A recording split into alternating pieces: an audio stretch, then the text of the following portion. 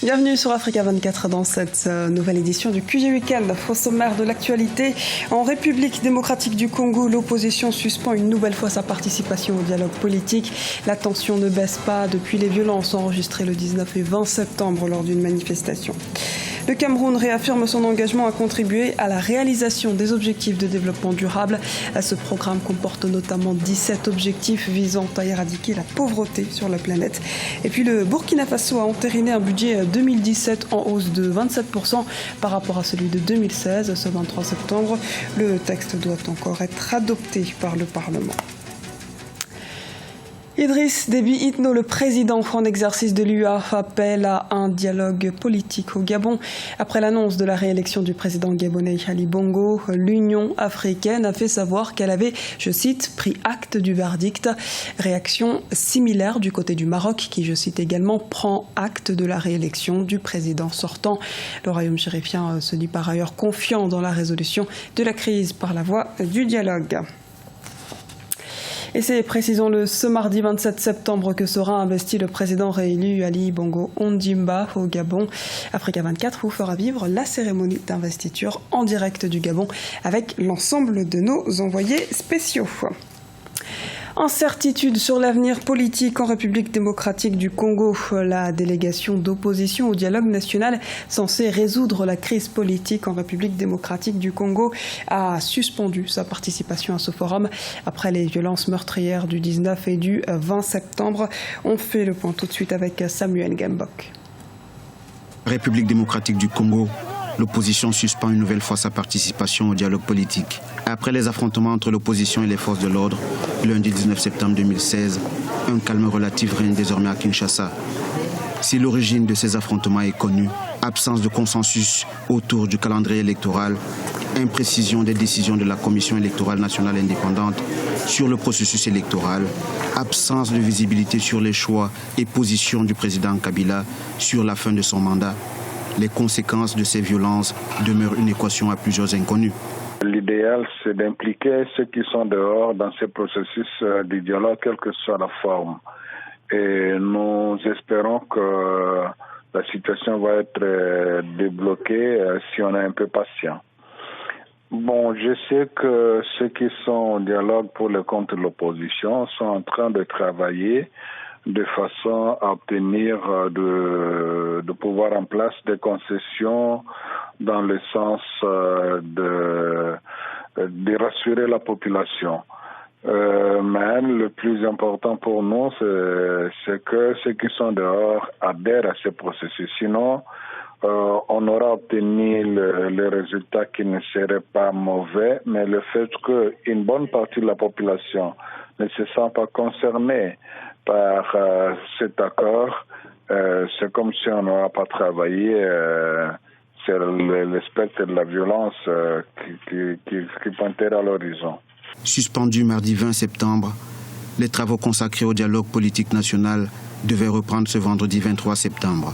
Mais le retrait des acteurs majeurs, notamment l'Église catholique, une frange de la société civile, des observateurs internationaux et plusieurs partis de l'opposition laisse envisager un report s'inédié.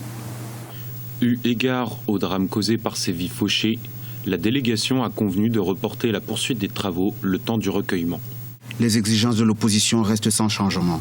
Pour certains, tout accord concluant le dialogue national devra nécessairement réaffirmer le strict respect de la Constitution, particulièrement le nombre et la durée des mandats présidentiels, et faire mention du sort du président Kabila après le 19 décembre 2016. 71e Assemblée générale des Nations Unies. Les débats de l'ONU portent notamment sur le programme de développement durable à l'horizon 2030. Il s'agit d'un enjeu mondial selon le président camerounais Paul Biya. Les précisions d'Amira Benjabala Jean-Pierre. Poursuite de la 71e Assemblée générale de l'ONU à New York aux États-Unis. Les débats du 22 septembre se sont articulés autour des ODD, les objectifs pour le développement durable. Au nombre de 17, ils visent à éradiquer la pauvreté et garantir la prospérité pour tous. Les ODD, rappelons-le, sont le premier programme mondial à prendre en considération la problématique du développement dans toutes ses dimensions, sécuritaire, économique, sociale, humaine et environnementale. Les ODD ne pourront être atteints sans un monde pacifique. Le règlement des conflits actuels et l'éradication du fléau terroriste sont donc indispensables. Et il s'agit d'une tâche commune, comme l'a rappelé le président camerounais Paul Biya. Nos efforts rencontreront divers obstacles, dont la persistance des conflits et la montée du terrorisme. Mon pays peut en parler en connaissance de cause, lui qui mène depuis 3 ans une véritable guerre contre ces derniers fléaux. Cette menace d'un type nouveau à la paix et au développement appelle, je le redis volontiers, une réponse, une détermination et une action collective. Le Cameroun fait partie de la force mixte multinationale de lutte contre Boko Haram, avec le Nigeria, le Bénin, le Tchad et le Niger. Dans l'actualité également, cette année, le Burkina Faso devrait atteindre une production d'or proche des 40 tonnes. En l'an 2000, le Burkina Faso parvenait à exporter à peine 1 tonne de métal jaune. En 2008, la production atteignait déjà les 5600 kilos et l'année dernière, 36,5 tonnes ont été exportées, rapportant au pays 256 millions d'euros. Depuis 2009, l'or a même dépassé le coton comme premier produit d'exportation. Et toujours au Burkina Faso, le Conseil des ministres a adopté le budget de l'année 2017. Ce dernier se lève à plus de 2000 milliards de francs CFA. L'exécutif mise sur une croissance à 8,3% après une stagnation à 4% en 2014-2015. Précision d'Idelette Mirabel-Bissou. Au Burkina Faso, le Conseil des ministres a adopté le budget de l'année 2017. Les recettes budgétaires totales de 2017 se chiffrent à 4 milliards 477 millions 900 000 francs CFA, dont 438 milliards 265 millions de francs CFA au titre des recettes propres et 566 milliards 212 millions 900 000 francs CFA au titre des ressources extraordinaires, soit une hausse de 27,42% par rapport aux prévisions rectifiées de 2016. Au niveau donc des dépenses, nous sommes à 2407 milliards 969 millions 350 000 francs CFA, soit une augmentation également des dépenses de 33%.